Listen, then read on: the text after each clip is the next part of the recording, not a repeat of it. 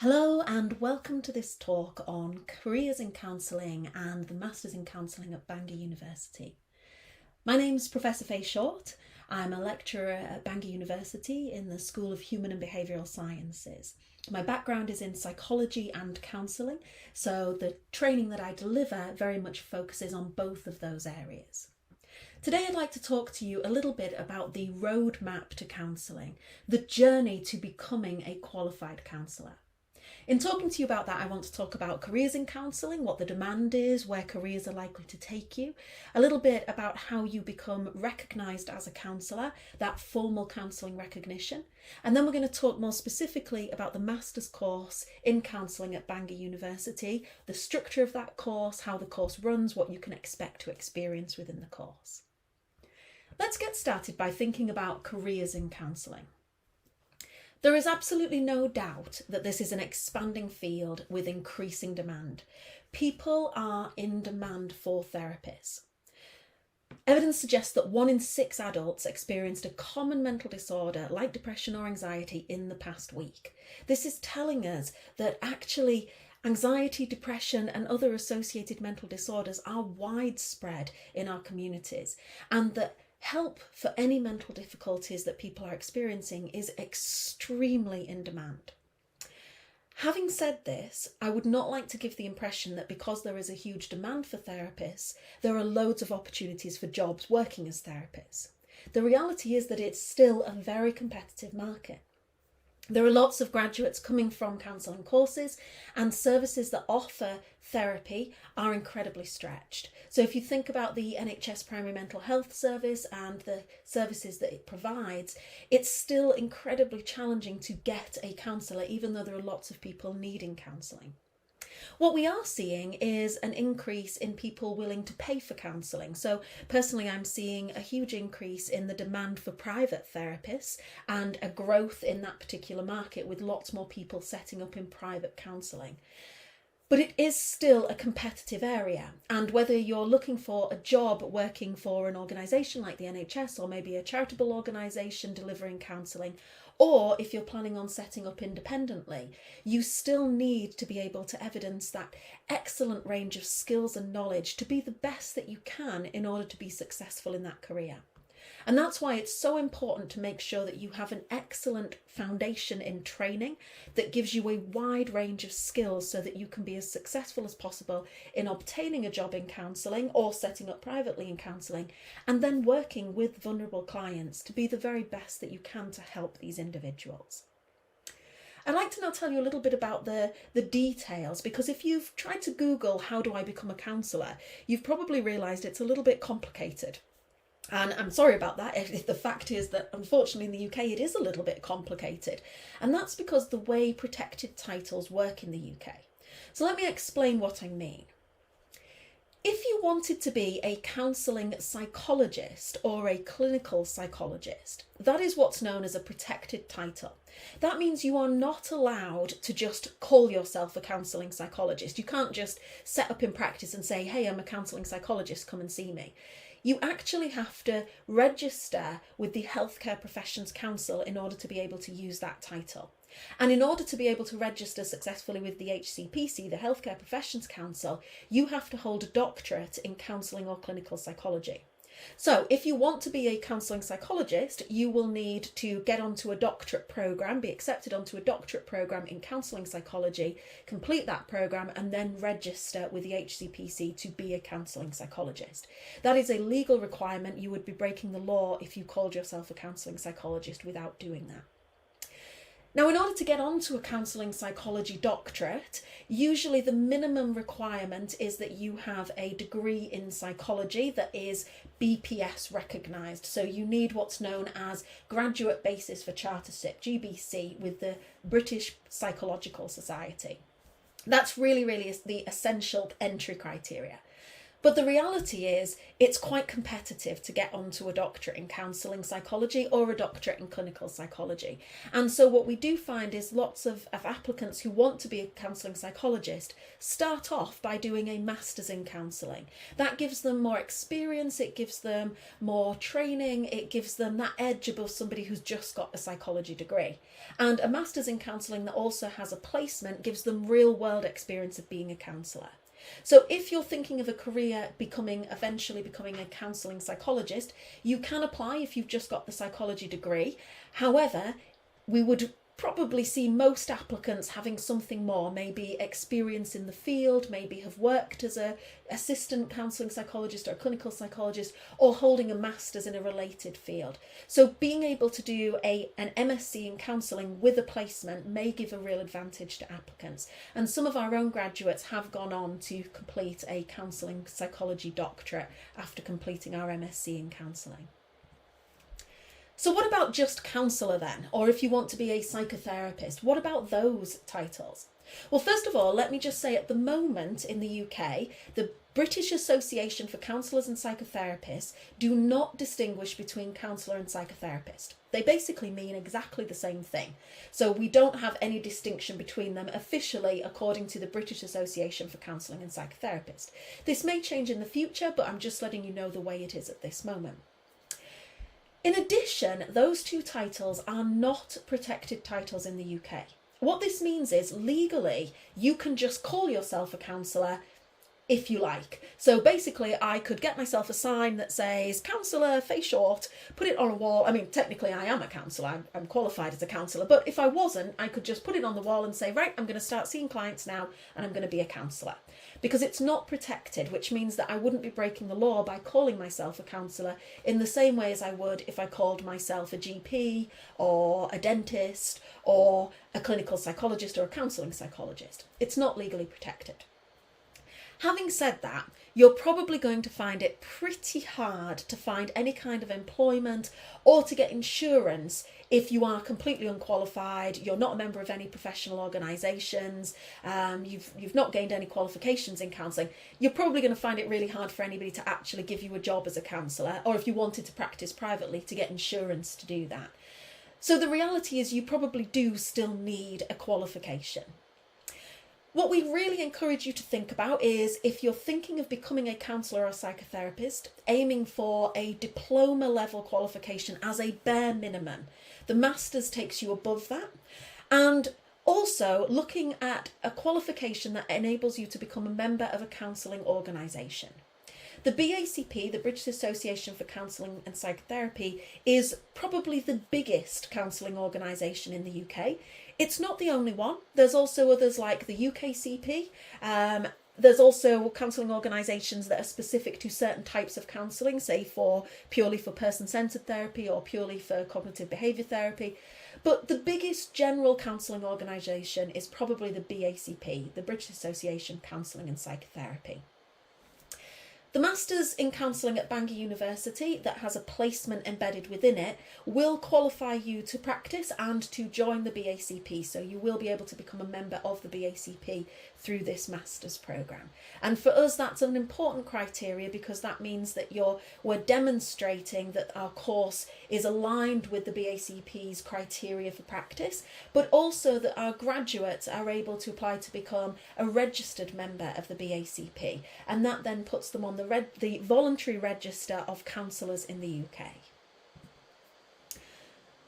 So let me talk about that in a little bit more detail. What does that mean, the counselling recognition, the registration? Let me explain a little bit more.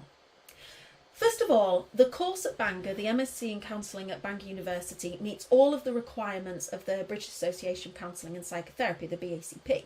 That means that while you are on the course, you must apply for membership of the BACP and you must get student membership and maintain that while you're on the course. So that is a requirement of being on the course. Once you graduate, you will then be eligible, assuming of course you graduate successfully and you've completed your placement, you will then be eligible for registered status in the BACP after you have completed a certificate of proficiency. Let me explain that in a little bit more detail. What does that actually mean? Okay, there are 4 levels of membership in the BACP. The first level of membership is a student member. In order to become a student member of the BACP, you have to be on a course that is either accredited by the BACP or meets the requirements of the BACP. So the MSc at Counselling at Bangor University meets all of the requirements that the BACP say that you need to have. The number of hours of tuition, the number of hours of contact time with tutors, the integrated assessed placement, all of those requirements are met. So we will give you a letter once you are a student on the course, you submit that to the BACP along with your application, and then you become a student member of the BACP. Upon graduating from this master's course, you will automatically become an individual member. By automatically, I don't mean that they psychically know that you've graduated. You will have to contact them, tell them you've graduated, show them your graduate certificate, and then you'll become an individual member, but you don't need to do anything further. But where you really want to be is a registered member of the BACP. What's going to be critical to become a registered member is that you then pass something called the Certificate of Proficiency. Now that does not mean doing another entire course after your master's. That's not what it is. It's not a certificate like a course. It's basically a test. It's an online ethics test, and it's just to test that you're practicing appropriately, you're applying the ethics appropriately, you understand how to work with clients appropriately.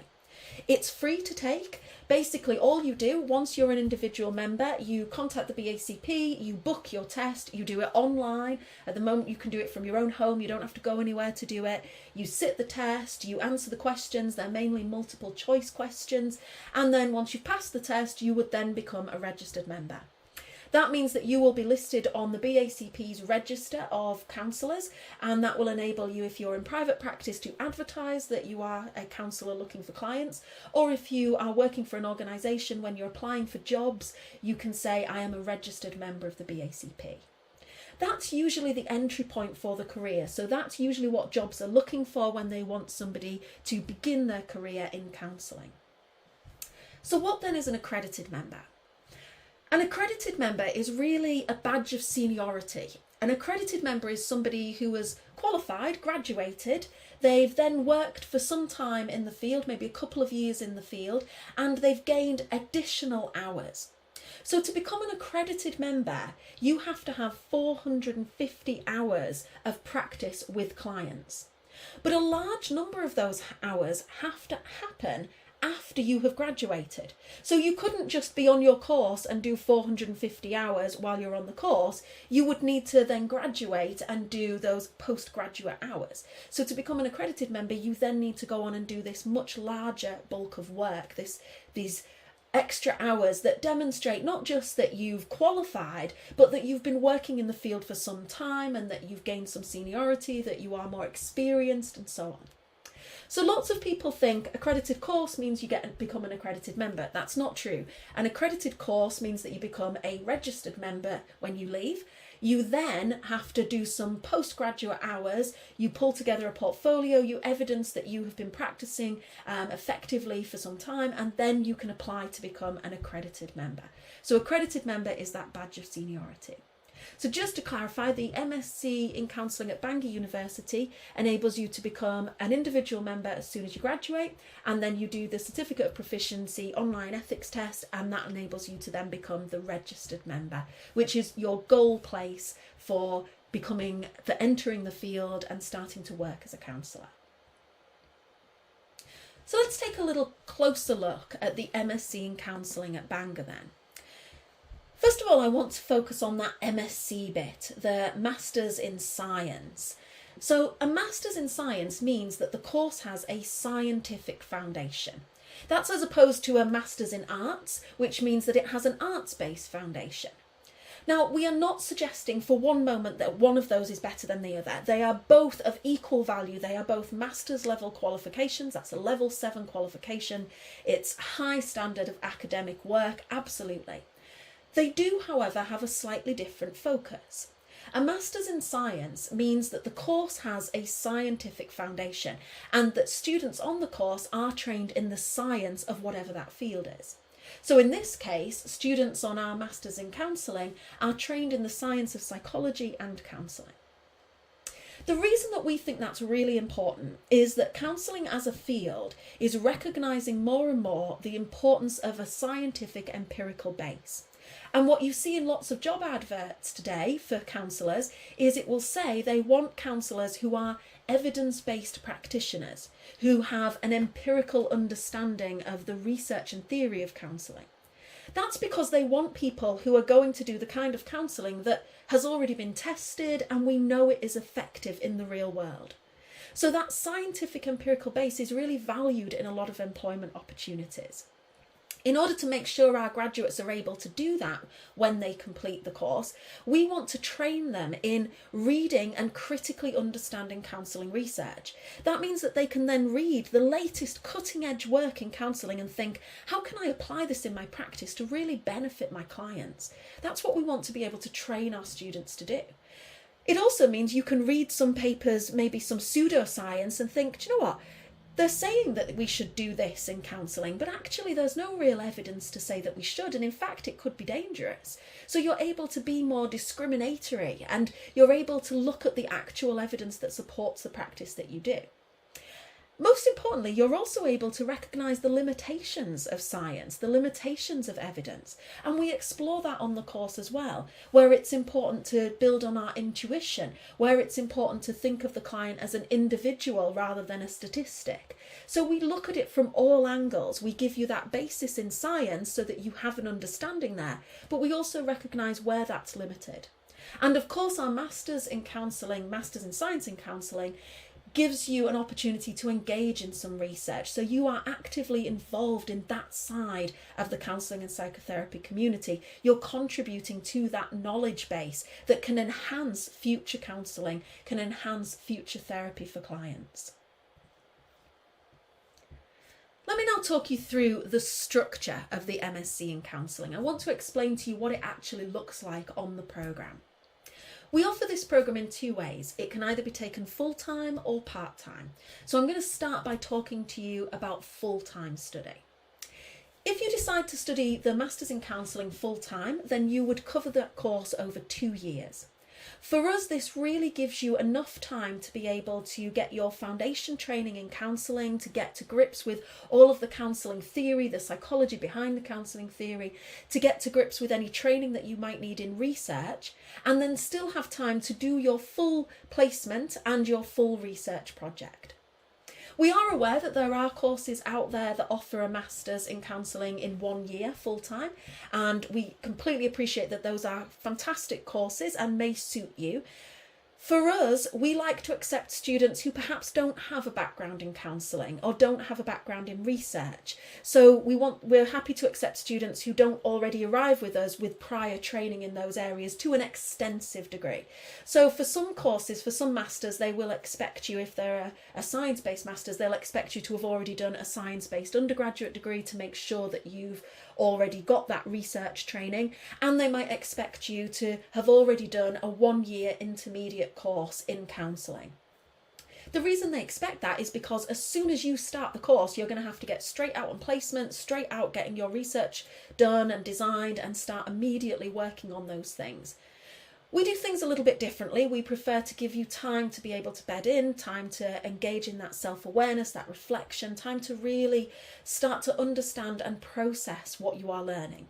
So on our course, for the first semester on the full-time study, you won't be going out on placement, you won't be designing your research project. We'll just be giving you the training that you need. We'll just be getting you up to speed to make sure that you're happy with your skills, your knowledge, your theory. And it's intense. We do a lot of teaching in there to make sure that you definitely have all of that understanding. In the second semester of your first year, that's when you start thinking about your placement in terms of you sign up for your placement, you'll start working with clients, you'll start gaining clients, gaining your client hours, and you'll also start designing your research project. You'll then have the summer period where there won't be any classes, where you can build up your hours with clients and you can finalise your research project, get your ethics approval, so that when you come back into the second year, that's when you finish off your counselling placement, you provide all of the evidence, you do all of the assessments for your placement, and you run your research project and write up your final dissertation. So it gives you time to be able to do all of those activities to the very, very best of your ability, supported by us throughout.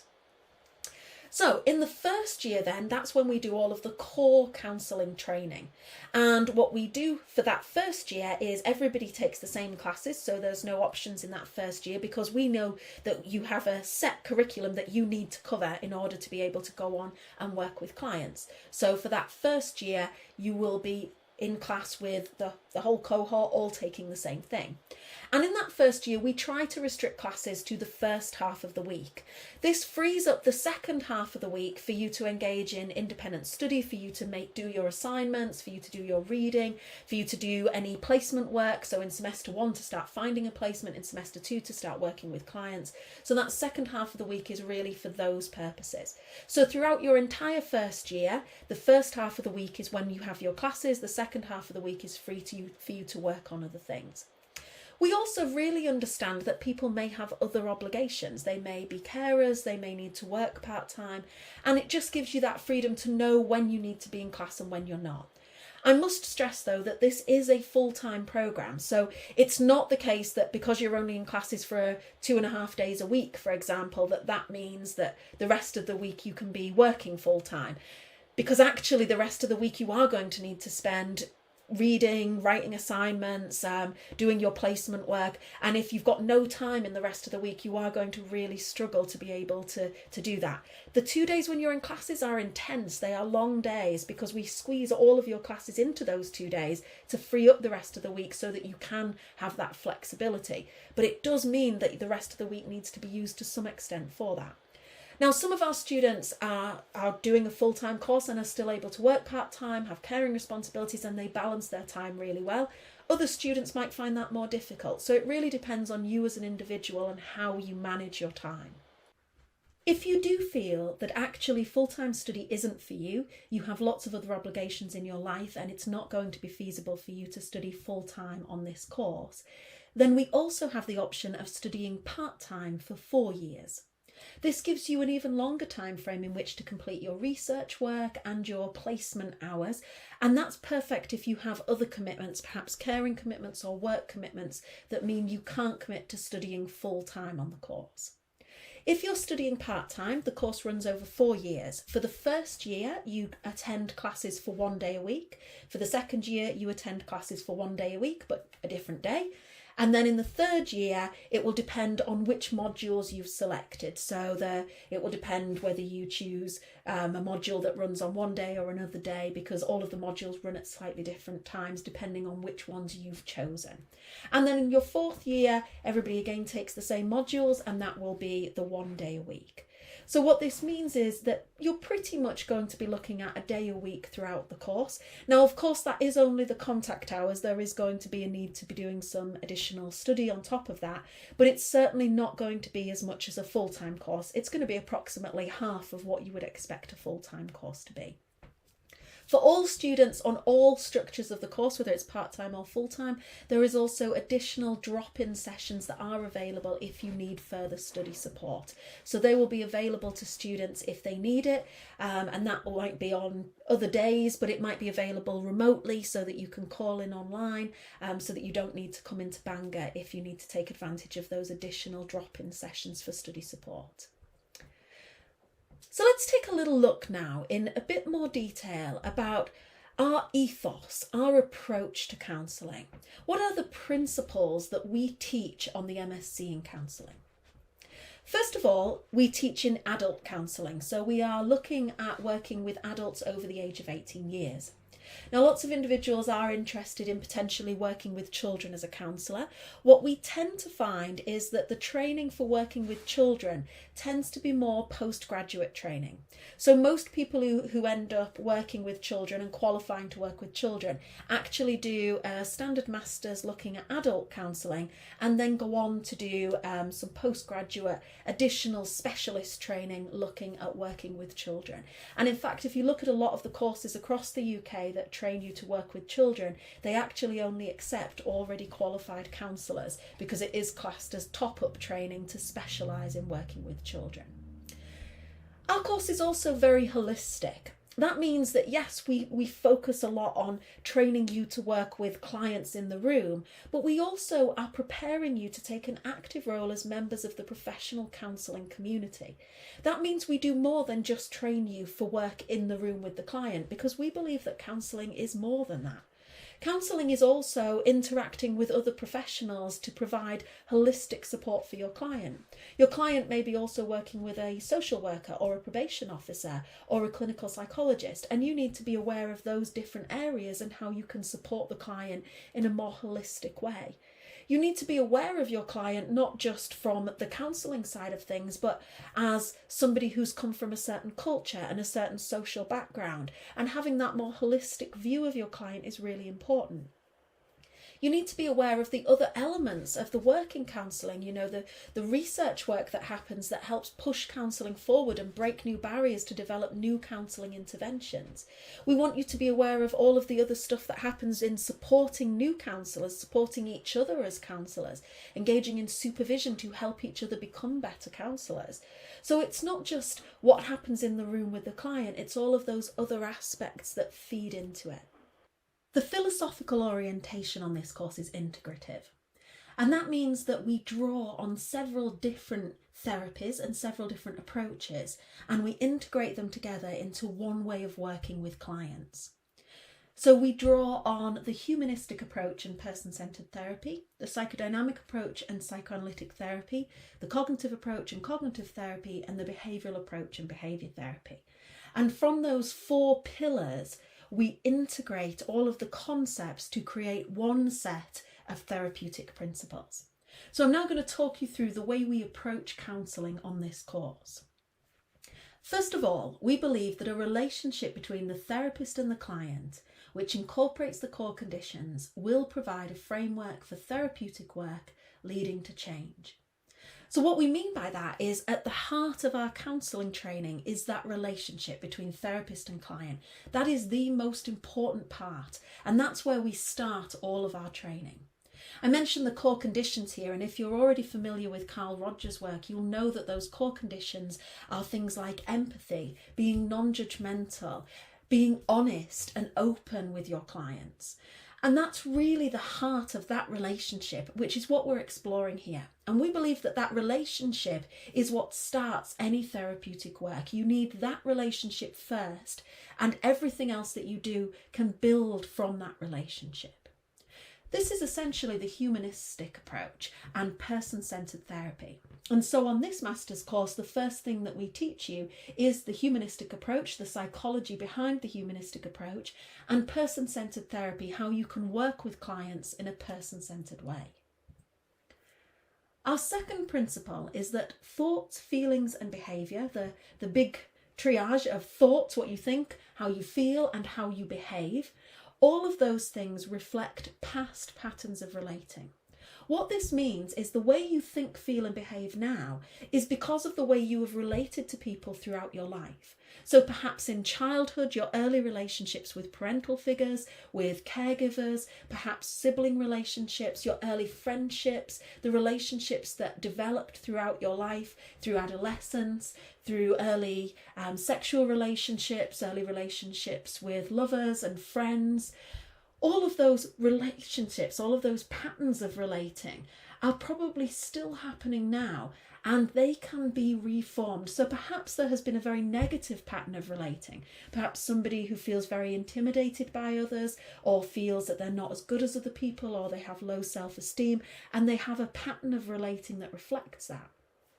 You have perhaps experienced patterns of relating yourself. So maybe you always find, no matter what group of friends you end up with, whether it's a new group of friends that you find, an old group of friends, in your family, you go to get a new job and you find it's happening again, you end up as the mother hen, or you end up as the person who's the organizer. You end up as the shoulder to cry on. You end up as the joker of the pack. So you might find that you have this pattern where you play out these same relationships again and again, and you always end up in that same box. In some cases, that can be really comforting and you might enjoy playing that role. In other cases, people may feel trapped or may feel that it's damaging to them in some way. Perhaps playing the role of victim in every relationship that they have, always ending up being abused by others or being taken advantage of. So what we're saying here is that by exploring those past patterns of relating, we can try to reform them, to change the way you relate to people. And we can do that within the boundaries of that safe therapeutic relationship. So the relationship that I've just talked about is our foundation. And within that safe relationship, you can explore how you relate to people in your life as a client. And as a therapist, you can work with your client to help them reform those relationships. Our final principle builds on this further and says cognitive schemas and behavioural patterns. So the patterns of thought that you have in your head, your cognitive schemas, and the patterns of actions that you do, the behavioural patterns, that are established in the past because of those past relationships, but are also somehow being maintained. They're being reinforced in the present. You are continuing to do them. You're continuing to play out those relationships. That they can be modified, they can be changed. You can change them for your future. And the way that we do this is by challenging them, challenging those negative thoughts that you may be having, those thoughts that aren't rational that you may be having. Everybody's looking at me, everybody's talking about me, nobody cares about me, everybody hates me. Perhaps these are irrational thoughts that don't have any foundation in reality, and we can challenge them and we can experiment. Is it true? You might be thinking, perhaps there's a client who has intense anxiety about going to the supermarket. If I go to the supermarket, I will faint. We can try that out. Will you actually faint? What if you just get out your car at the supermarket? Are you able to cope with that? What if you just walk to the door? And we can experiment and see, okay, so you're managing to do that. And in that way of challenging and experimenting within the safe therapeutic relationship and beyond it, that's how we can then modify those cognitive schemas and behavioural patterns to help the client find a healthier and happier path forward in their lives. So our MSc in counselling is built on these 3 core principles, and that's how we do the foundation of our training. Now, the relationship part of it is all about the person-centred and the humanistic. So it's based in the humanistic approach, humanistic psychology, and it is person-centred therapy. And that's why we teach that right at the very start of the course. So we start with the person-centred. We then move on to the psychodynamic and the psychodynamic approach, psychodynamic psychology. Perhaps you're familiar with it with Freud, and psychoanalytic therapy. And that's very much linked to our second principle, thoughts, feelings and behaviours reflecting past patterns of relating. So perhaps when you think of Freud, you think you're going to be lying on a couch, analysing dreams, talking about your mother. But actually, the work of Freud and the work in the psychodynamic sector is all about how you relate to people and how your past relationships with parental figures and caregivers impacts on your current relationships. And that's what we're really exploring in that second principle. So we start with the humanistic approach and person-centred therapy, and then we train you on the psychodynamic and psychoanalytic therapy. Then we move on to the cognitive and the behavioural, and that's really our third principle here. So we train you on behavioural psychology, the behavioural approach, and then we train you on how we apply that to behaviour therapy, how you can use behaviour therapy. And then we look at the cognitive approach, the cognitive psychology and cognitive therapy, and how you can use your understanding of cognitive psychology to work with clients through cognitive therapy. And of course, when those 2 things come together, that is CBT, cognitive behaviour therapy. So on this course, we cover the 4 pillars, the person-centred, the psychodynamic, the cognitive and the behavioural. Let me now talk you through in a little bit more detail what you can expect to experience on this course. What is the course curriculum actually like? Well, one of the things we're most proud of on our course is the way that we focus on real-world applications. We don't want you doing activities just for the sake of doing activities, assessments for the sake of assessments. We want you doing activities that replicate what you'll actually be experiencing as a counsellor working in the counselling industry. We want you doing assessments that replicate what you need to be able to do out there in the real world as a counsellor. So our classes Yes, they contain some academic lectures, the traditional lectures where you'll have a full class coming together and we'll be teaching you the core theory, because we need that opportunity to give you theory. But a lot of our classes, in addition to those lectures, are about applying those skills. So you'll have regular small group discussions where we will give you real world type case studies for you to discuss in mock supervision groups. So all counsellors, whether they're in training or they're qualified, go to regular supervision. This is often in groups. That means a group of qualified counsellors coming together to share their expertise on particular cases. And so that's what we do on this course. We give you case studies that are founded in reality, but are obviously anonymised and changed and all sorts, so that they are theoretical case studies, so they're not real examples in that sense, but they feel real. They're real world case studies. And in those case studies in your small groups, you'll discuss them and apply theory to them. We're going to do video workshops where you get to watch counselling in action and then discuss and debate what you've seen on the screen and how it's worked. And of course there will be your practical skills sessions where you will actually be practicing as a counsellor with your peers and practicing backwards and forwards. You'll be a counsellor, you'll be a client, you'll be an observer, and you'll practice those skills and apply them. The assessments really reflect that real world focus. So what we don't do is we don't have those kinds of exams where you memorise loads of names and dates and facts and figures, and then you go into the exam and you write it all down on a piece of paper as fast as you can, and then you leave and forget it forever. We don't tend to do that. We tend to do assessments that reflect what you would probably do in the real world. We do have some academic essays, absolutely, because this is a Masters in Science, and those academic essays reflect you as an academic, and that's part of the training we're giving you. But a lot of our work is more focused on producing things that would be really relevant to being a counsellor. So some of your assignments are producing psychoeducational resources, for example. So producing resources that could be really useful for clients, maybe videos or leaflets or booklets about mental health and how clients can improve and enhance their well-being. Those reflective pieces, so we'll ask you to keep a reflective journal for you to reflect on your skills. We'll ask you to give presentations to each other to help gain the benefits of each other's experience. We're really proud of our diverse cohort. Our cohort is incredibly diverse. We have students from all over the world. We have students of all different age groups, genders. We have students from all different cultures and backgrounds. We've had students who have been in their 70s and students who've been in their 20s and everything in between. We've had students who've come from very different backgrounds that will sit together and share their expertise. And the presentations are a real opportunity to do that. So you might do a presentation on some areas of counselling that you've researched and found interested and you want to share with everybody else. You might do presentations on your therapeutic approach and how you work with clients. And that's very similar to what you'll do in the real world as a counsellor, sharing your expertise with other counsellors. And then there'll be lots of opportunity for discussion group in the classes, which will feed into your assessments. So we have case study discussion assessments, where instead of you writing out a case study, we will ask you to discuss it in your groups, and we'll observe your discussion and what you bring to that discussion.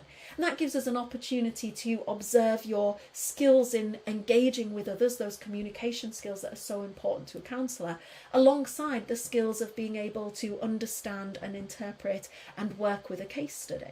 And of course, some of your assessments will be doing counselling. So we'll pair you with a client and we'll ask you to actually do a counselling session, record it, transcribe it, analyse it and think about where you need to improve, where you can develop, what was really strong, what worked really well.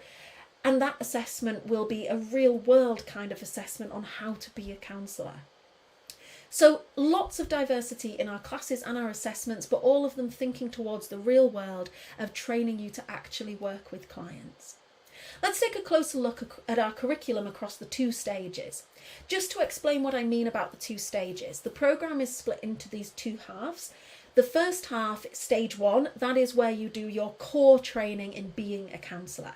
If you're a full-time student, this happens across the first year. So all of the classes in the first year is stage 1. If you're a part-time student, stage 1 is done over the first 2 years. So you'll cover all of those classes over those first 2 years.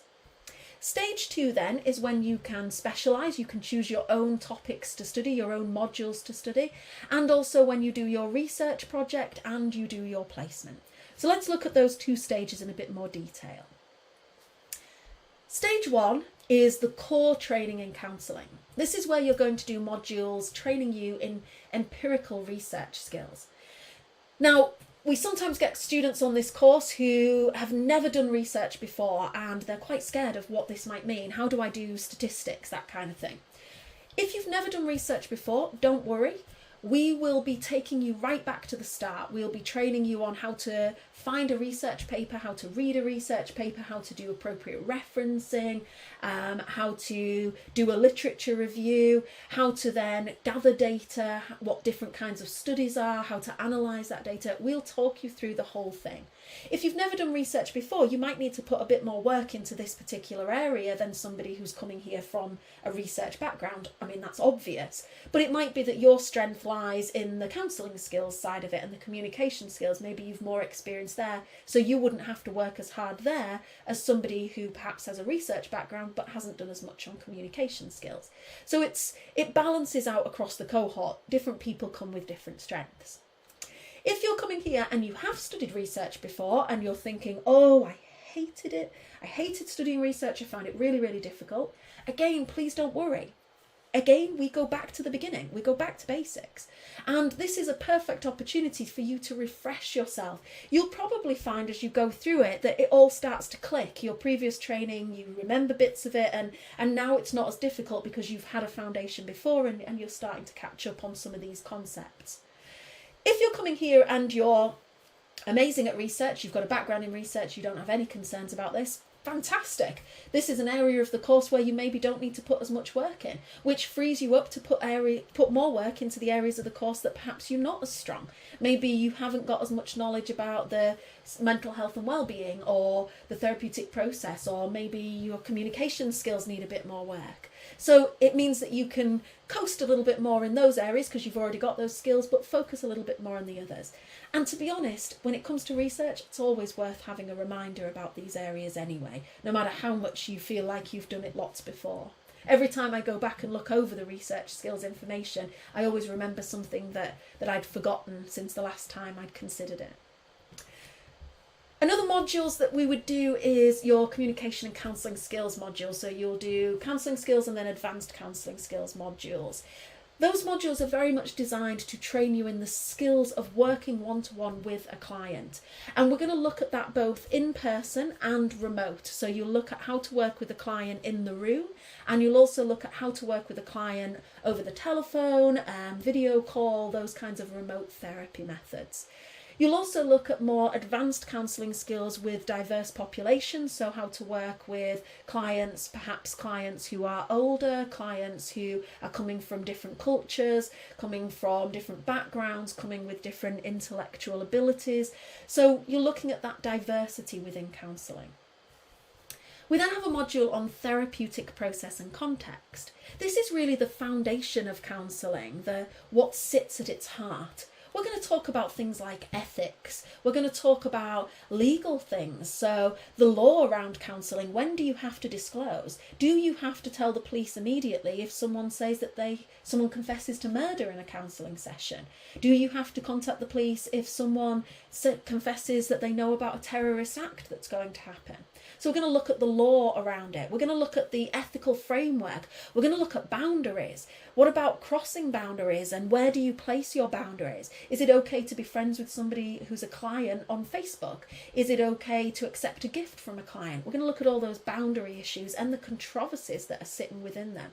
We're going to look at other elements like language in counselling. How does the language we use and the way we use language impact on the way we interact with our clients? So therapeutic process and context really gives us a foundation in understanding the heart of what is therapy. In the same way, the module mental health and well-being gives us an insight into the heart of mental health. So we're going to be looking at this from the perspective of understanding the DSM, the Diagnostic Statistical Manual, and how to diagnose and those kinds of things. But it's more than that. We don't really take a diagnostic perspective in counselling. What we want to take is a more continuum perspective, understanding that mental health isn't something you've either got that's good or bad, but rather that everybody sits on a continuum of well-being and how we can enhance somebody's well-being. We actually find this module really exciting because we try to draw on expertise from a range of different people. And that's a real benefit on this programme. Instead of just hearing from counsellors, on this module you're going to hear from people who come from a whole range of different sectors within mental health. We draw on expertise from clinical psychologists, from neuropsychologists, from cognitive psychologists, from researchers, from therapists. So we're drawing from a range of different places to really give you that deeper insight into issues in mental health. And finally, psychological approaches and therapies, which of course is those 4 pillars that we've talked about. We will train you on person-centred, psychoanalytic, cognitive and behavioural. We will also touch on some other therapies to give you a little insight into them. We might have a session on transactional analysis, we might have a session on rational emotive behaviour therapy, depending on the expertise that's there. Rational emotive behaviour therapy is actually one of my favourites, so I always like to slot in a lecture on that just to introduce you to it. But our core elements on this course are those 4 key parts: the person-centred, psychoanalytic, cognitive and behavioural. Let's now take a look at stage 2. Stage 2 has 2 optional modules plus a big module which is your research project and placement evidence. So you're going to do a big module which is split in half. One half of it is your research dissertation, the other half of it is your placement evidence, your portfolio, evidence of practice and so on. I'm going to talk to you in a little bit more detail about that in a minute, but I'd just like to cover the optional modules because we find this is quite an exciting, unique thing about our course. In addition to all of our counselling training, we also give you an opportunity to choose 2 modules from our suite of psychology options. And in fact, we sometimes also have options from the School of Educational Sciences, from childhood studies, from applied behaviour analysis. So we sometimes can draw on options from there as well. But it's a range of options that we will list out to you, and you will be able to pick the 2 modules that you are most interested in. Now, I can't guarantee exactly what will be available because these change year on year depending on what experts we have at Bangor in any one year, but the kind of modules that we've had in the past have included clinical psychology, neuropsychology, professional psychology. We've had in the past consumer psychology even. We've had things like applied behaviour analysis, child psychology. So a whole range of different types of modules, and you'd get a long list of them and then you'd pick the ones that you are most interested in studying. And that just gives you extra skills, an extra skill set beyond just the core counselling training. Let me now talk to you a little bit more about that research project and practice element. So in the stage 2, you'll do a module called Research and Practice, and that's where you do your research dissertation and where you evidence all of your placement work. So this module is split into 2 sides, the research side and the practice side. But in reality, they're kind of 2 faces on the same head, because your research, what you do in your research, will inevitably have an influence on how you work with clients, and your practice will inevitably influence what you choose to do in your research.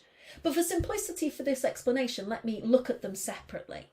Let's start with your research. You're going to do a research project focusing, obviously, in mental health counselling and or psychotherapy. In this project, you are going to be studying some aspect that you find particularly interesting. So you will be able to work on designing this project, thinking about what really inspires and sparks your interest. You're going to design your project in stage 1. So for full-time students, that's in their first year, and for part-time students, that's in their first 2 years. But really, you're probably going to mainly do it in your first year.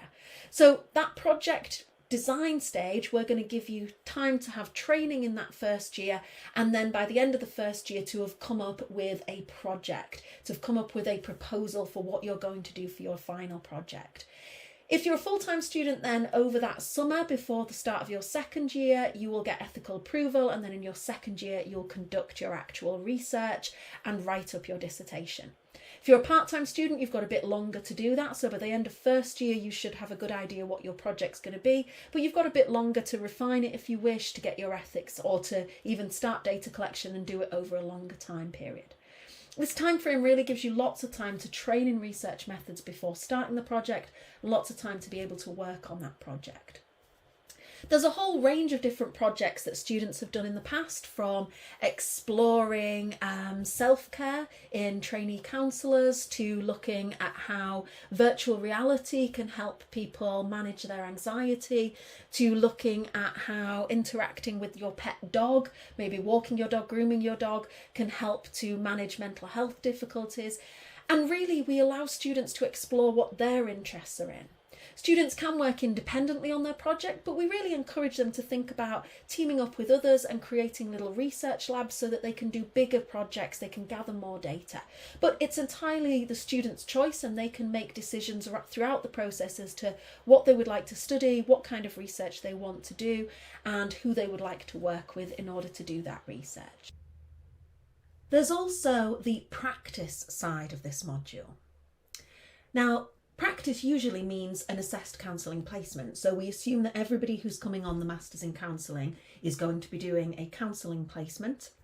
And within that counselling placement, they will complete enough work to be eligible for BACP registration once they graduate.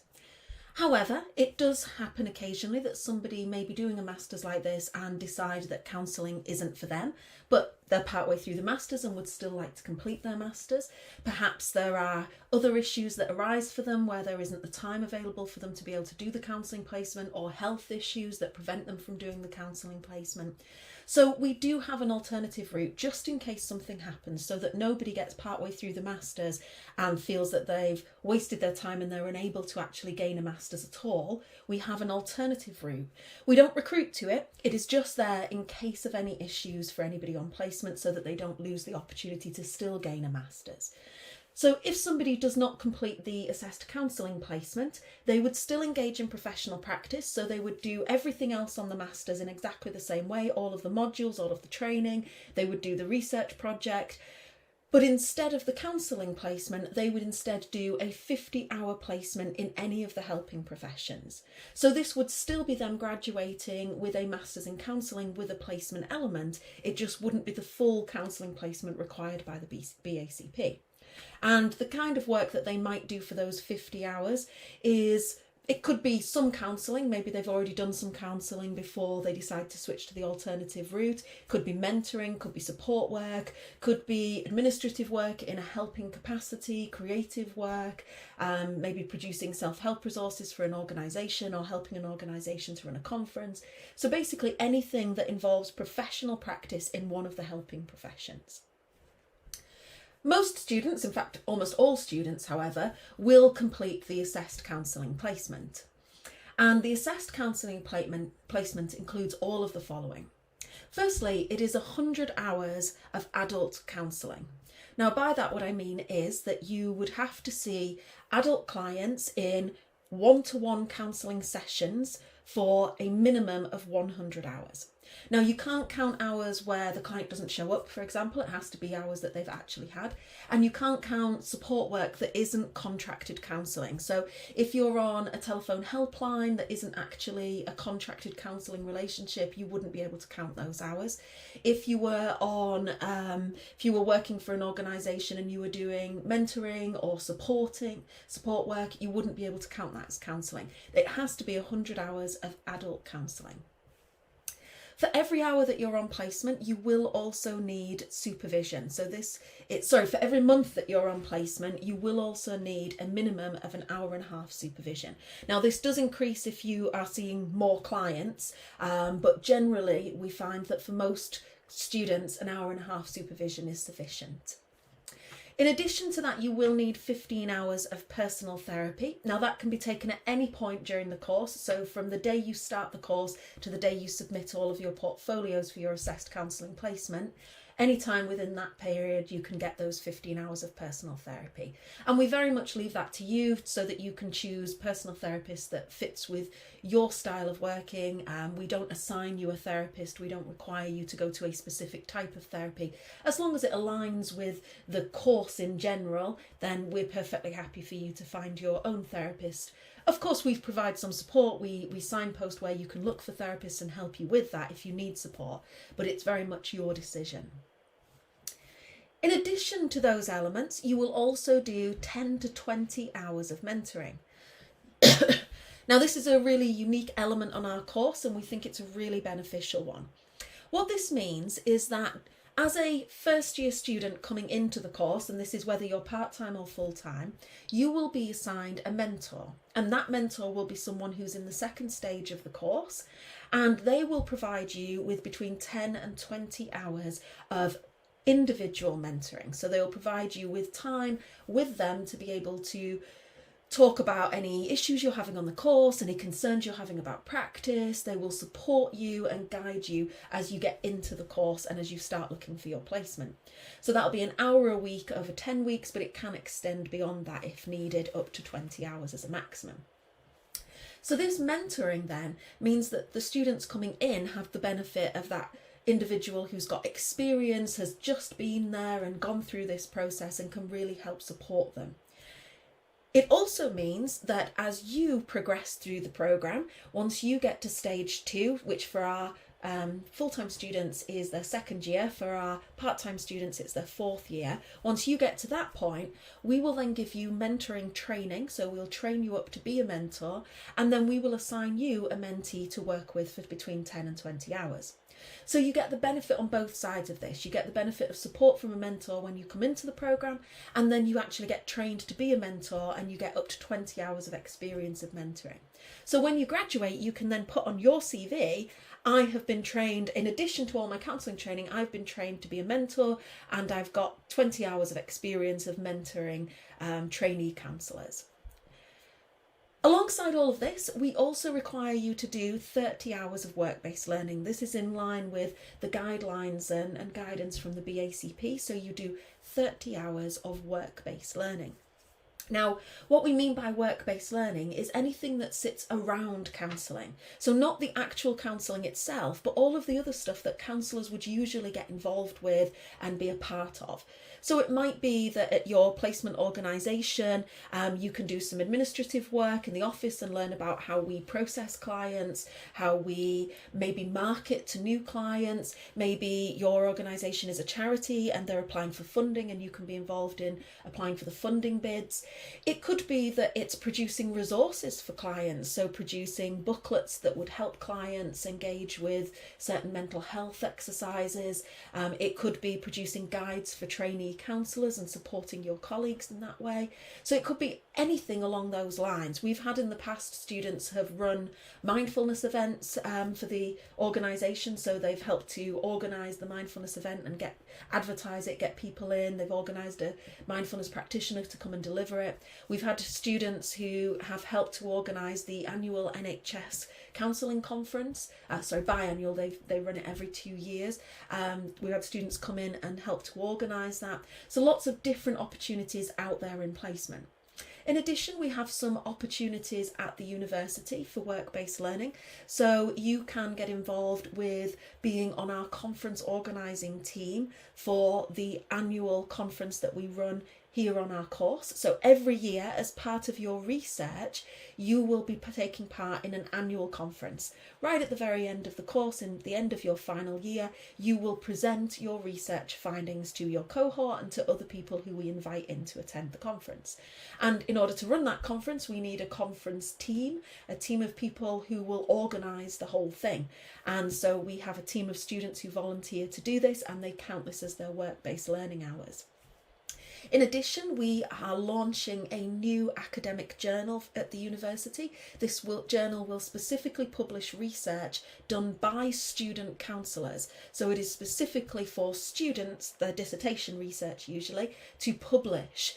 And that journal is going to be entirely run, managed and edited by our students. So every year we will have a student team and they will hand the baton over to the new students coming in. So you can be part of that student team and get involved with an actual academic journal. And again, that would count as your work-based learning. So the idea of this is really to give you as much experience as possible, to give you a real opportunity to learn more than just the counselling. And that takes us back to the aim for the course, to help you become an active member of the counselling community, rather than just teaching you how to work with a client. Of course, we do that as well. That's a huge part of the 100 hours in adult counselling that you will have to do. But we like to think that it's important on a course like this that you gain the other elements as well. So one of the big questions that we're always asked is, where will I find my placement? How will I find a placement? And technically the responsibility is definitely on the student to find a placement. So we will be asking you to actively get involved, look for a placement yourself, apply for lots of placements and actually engage yourself in that search to secure a placement. However, we provide a lot of support. So we already have lots of relationships with different placement organisations, and we let you know about those. We let you know when opportunities come up. We let you know when they're interviewing. We provide you with lists of placements that our students have worked with successfully in the past so that you can contact them. We have a placement coordinator who is dedicated to supporting students to get out on placement, do all of their placement paperwork and support them through the placement. You will attend weekly placement review sessions, which at the start will be there to support you in finding a placement and getting all your paperwork set up and securing that placement, and then we'll be there to support you through the placement to complete all of the assessments that are associated with it. So we give you lots of support to try and find that placement. Similarly, with finding a supervisor or finding a personal therapist, we give you lists of supervisors who've worked with our students in the past, just to let you know where you could look. But we also direct you to where you can search independently, like on the BACP's register of supervisors and therapists. The kind of places where our students have done placements before is really varied. So we've had students who have done placements for the NHS Primary Mental Health Service, the Rape and Sexual Abuse Service in Bangor, the NHS is across North Wales. We've had students who've done work for Anxiety UK on the Wirral and Manchester. We've had students who've done work for the Mix, which is based in London. So it can be anywhere in the UK. Obviously, if it's not where you are located, you're probably going to be limited to doing remote therapy with them. And you will need to ensure that the majority of your hours are in person. What this means in practice is at least 51 hours have to be in-person counselling, but that does allow you to do 49 hours remote therapy, either by video call or telephone. So it's quite flexible in its approach and gives you a maximum amount of opportunity to be successful. So hopefully that's given you a bit of an insight into the structure of the course and what happens in terms of your research and your practice, which are usually the two big areas that students are most interested in exploring before they commit to a course like this. Let's now talk a little bit about admission, just so that you completely understand how you could apply for this course if it's something that you're interested in. So you can see the link on screen now. If you follow that link, that will take you to our course page on the university's site, and you'll see the online application system there. So in applying for a postgraduate course like this, you apply directly through our online application system, not through something central like UCAS. If you can't remember this particular web address, then if you Google Bangor University MSc Counselling, you'll probably find it quite high in the list of hits, so you'll be able to access it that way. Just a few details about admission onto the course. Firstly, you will be required to pass an enhanced disclosure and barring service, and if you are an international student, you may also be asked to provide criminal record checks from the countries that you've lived in. So the DBS check is usually completed prior to registration, but if that is not possible, if you're not able to complete it before registering, then your registration is conditional until it has been completed, and it needs to be a satisfactory DBS. That's not to say that if there is something on your DBS, so if there has been any criminal activity in the past, or criminal warnings, for example. That's not to say it's immediately you cannot come onto this course, but what we recommend is that you maybe have a chat with us and we can explore whether this is going to be something that might impact on your ability to practice in the future. In addition to the DBS, you will be asked to complete regular readiness to practice assessments. What this means is that you will be asked to state that you are feeling ready to work with clients, or that you are able to work with clients, and disclose any health or conduct issues. So if something has come up for you that could impact on your ability to work with clients, then you would be expected to disclose that.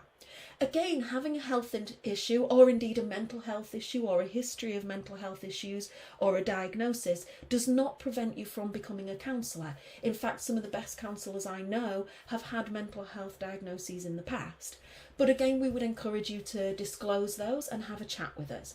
For us, what's key is that your symptoms are being managed, that if you have a diagnosis, that is under control and being managed, because our ethical framework actually says that we must be fit and able to work with clients effectively. So if our health, or something about our conduct, or our mental health or our physical health is preventing us from working effectively with clients, then we shouldn't be practicing at that point in time. Doesn't mean you can never practice, it just means that at that point in time you should put the well-being of the clients first, and your own well-being, so it doesn't make you more poorly, and ensure that until you are feeling well again, you're not working with clients. So we just want to have that conversation to make sure that you're well enough at that point in time. And we'll ask you to do these regular practice assessments just to keep checking in with you and make sure that you're okay to practice and can give your very all to the clients, which is what these vulnerable people need.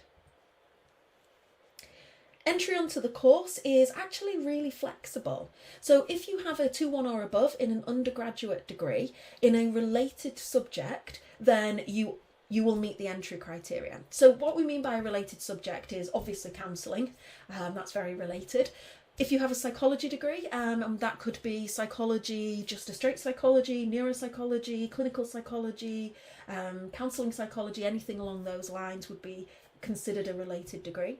But even things like childhood studies, sociology, those things could also be considered a related degree. If they've covered the kinds of things that we might expect, like relationships, like mental health issues, like communication skills, if it's covering those types of things, we might expect that to be classed as a related subject. If you're not sure, again, get in touch with us and we can confirm whether that would be a related subject or not. If you don't have an undergraduate degree in a related subject, but you do have an undergraduate degree, so let's say you've got a 2-2 or above in geography, for example, then we would expect you to also have a certificate in counselling. For us, what's really important is that we don't set somebody up to fail. Sometimes people think counselling is one thing, and then when they start studying it, they realise it's not quite what they thought it was going to be. So for us, if you've never done anything in that field at all and you have no background, we just want to know that you've gained a little bit of experience and insight into what it's all about before you commit to something like a master's degree. So that would be if you, let's say you had that undergraduate degree in geography, but you'd also done a certificate in counselling, then that would usually meet our criteria for entry. Of course, it is also possible to enter this course on the basis of relevant professional experience. And again, what we'd be looking for is not setting you up to fail. So this is a master's level qualification, which is a level 7. That's above a degree level, an undergraduate degree level qualification. So it's really very important that somebody is prepared to be able to produce work at that academic ability. So we're looking for somebody who already has some experience of producing work. Now, that might not be on a degree, but it might be that you've done other kinds of qualifications and maybe you produce academic work in your day-to-day job, or you produce work like reports and those kinds of things that actually you feel, do you know what, this evidences my academic capabilities, I could do this. And it might be that you have excellent professional experience, perhaps in a helping profession, that's really given you all of that insight and knowledge. If that is the case, then what we'd encourage you to do is to explain that in your personal statement and just outline how your professional experience has given you this insight into the counselling profession, has given you some of the skills you might need to enter the course, and has given you some evidence of academic capability. If English is a second language for you, and if you haven't studied in the UK before, we may also require you to complete an IELTS. If an IELTS is required, then it would be a minimum of a 7 total score, and we wouldn't expect you to have anything less than a 6.5 in any of the individual items. This is just because you will likely be counselling through the medium of English, although it may be possible to counsel through the medium of Welsh if that is a language that you speak and if your placement allows that. But it's likely that you will be counselling through the medium of English, and therefore we very much need you to not just be able to manage through English, but actually be fluent in English. You need to be able to pick up the nuances of what your client is saying and be able to explain things really clearly to your client. So it's not enough just to have enough English to get by, you actually have to be quite fluent in English to be able to communicate effectively with your client. It is, after all, a talking therapy, and therefore that communication is an absolutely key element to it. After meeting the entry criteria, that's when it will become a competitive process. So for all of the applications that meet the entry criteria, we look through all of them and we shortlist the top for interview. The interview is very relaxed. We try to keep all of our processes very informal, very relaxed. I appreciate that it's probably still really stressful, but we try to keep it as chilled and as informal as we possibly can. It's essentially a discussion group followed by an individual interview. We do this entirely remotely, so if you're not able to come to Bangor, that's not a problem at all, because we do it online through remote systems, video calling systems. So what will happen is you will be given a time slot, you will arrive, you will be part of a small group. So we do the interviews in small groups. We split all of the applicants up into their little individual groups. And in that small group, you will discuss a case study. So we will present you with a case study and we'll ask you to discuss it in the small group. We'll then observe that discussion, and we're looking for things like your communication skills, your ability to engage in discussions and talk to others, those kinds of things. Ideally, you'll also have some risk awareness, and maybe you'll have some understanding of counselling or psychology, or just understanding of cases coming from your either professional experience or your academic experience to date. But we're not expecting you to know all of the nuances of being a counsellor to discuss this case study. Really what we're interested in is how you discuss, recognising where there could be risk to people, recognising the importance of another person giving their perspective and not judging them for it. So just engaging in that case study discussion is what we're really keen on. Following the case study discussion, we then invite you for an individual chat. So we'd move you into a breakout space on that online platform, and we'd chat with you each individually with the panel. Again, this is not a scary, firing questions at you kind of interview. They're the kind of questions that anybody is going to expect if they go to an interview. Why do you want to do this? What are your strengths? What are your areas for development? Those kinds of questions. So we try to keep it, again, very informal. Most importantly, this gives you an opportunity to ask some questions to the panel. This isn't about us assessing you. This is about us discussing with you to make sure that this is the right fit, that this course is the right fit for you. Because for me, that's the priority. It's not about just getting students onto the course. It's about making sure that this is a good fit and you're going to have a great experience training to be a counsellor, and eventually will end up being an excellent counsellor. The interview panel is typically at least 2 members from the counselling team.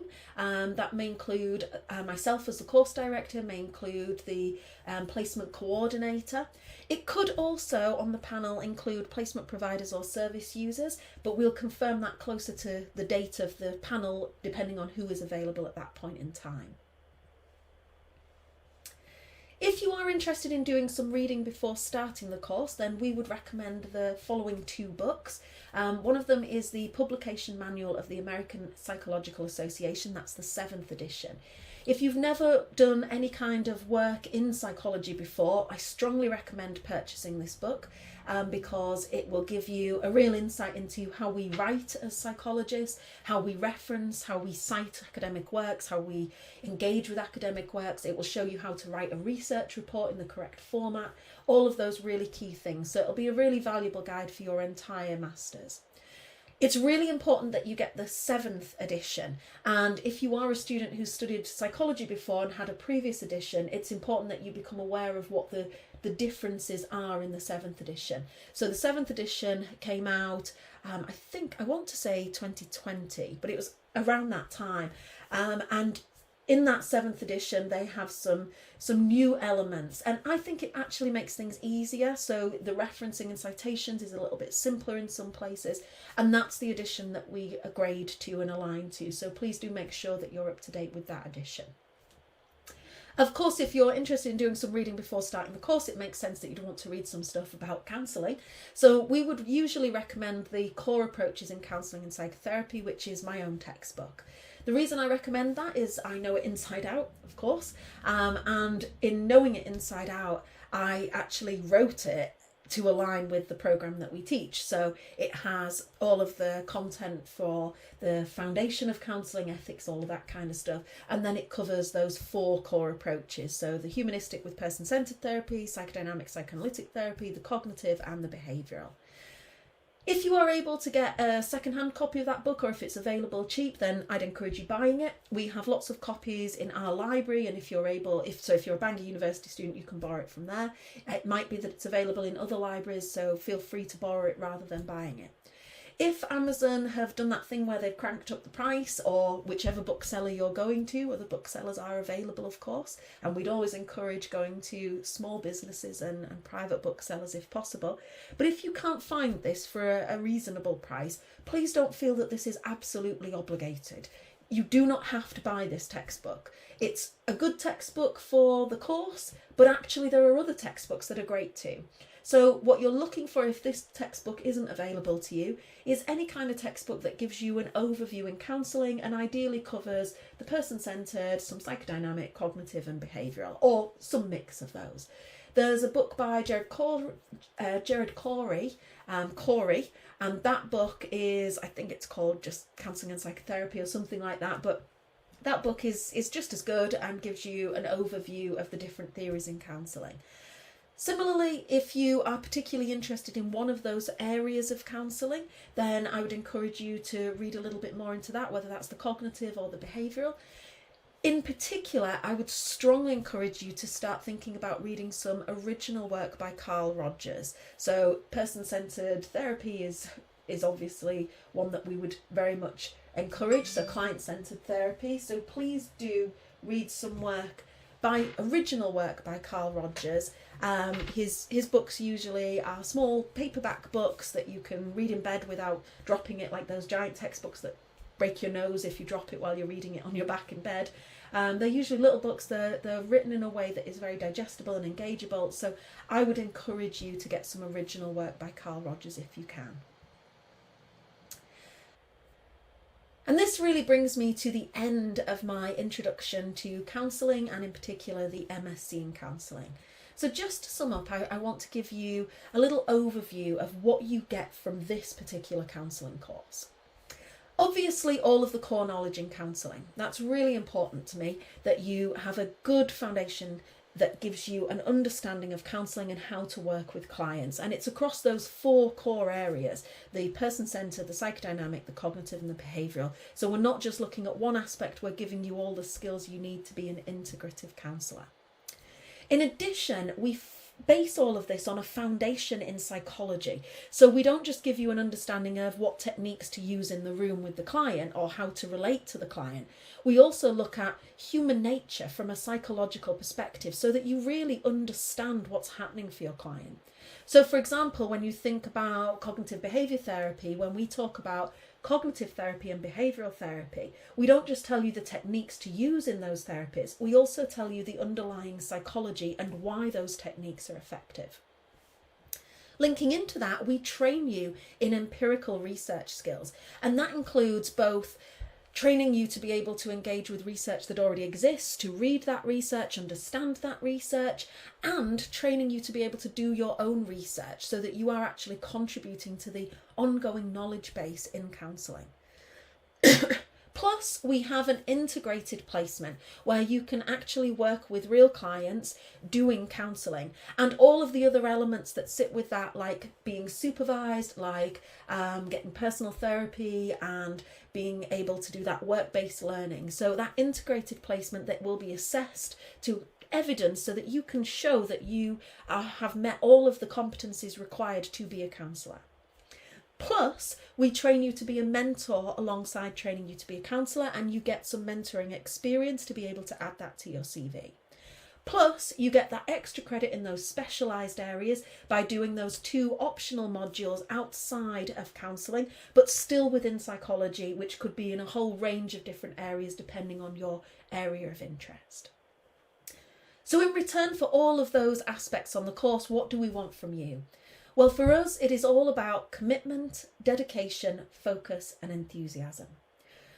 If you are coming at us with very limited research skills, you've not worked in that area in the past and you're feeling a bit anxious about that, that's okay. We can train you on how to do the research. We have students who come in who tell us, I really don't know anything about research, it terrifies me, I can't do it at all. We can train you there. If you're coming in and saying, I don't know anything about psychology, if you're coming in and saying, I've never done counselling before, I don't know anything about counselling, we can train you on these things.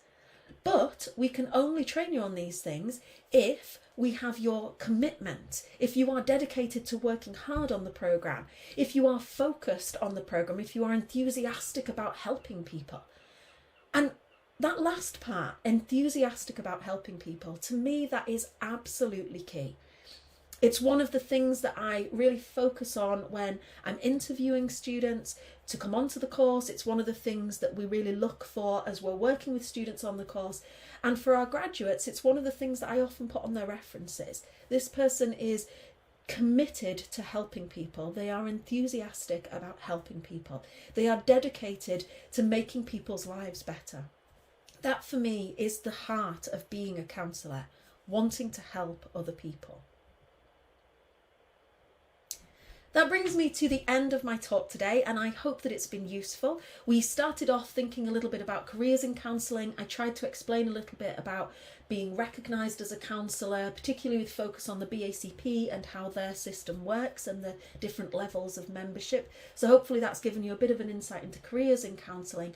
And then we focused more specifically on the MSc in counselling at Bangor University. I talked you through the structure, the curriculum, what you can expect from classes and assessments. We focused specifically on the research and the placement aspects, and then we talked a little bit about admission and those kinds of elements on the course and what we would expect from you and what we would be giving to you if you were a student on this course.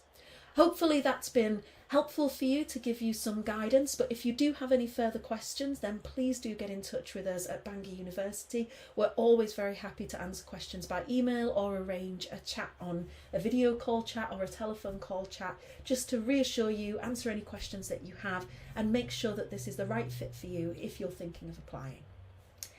Thank you very much for listening, and I hope to see you in the future.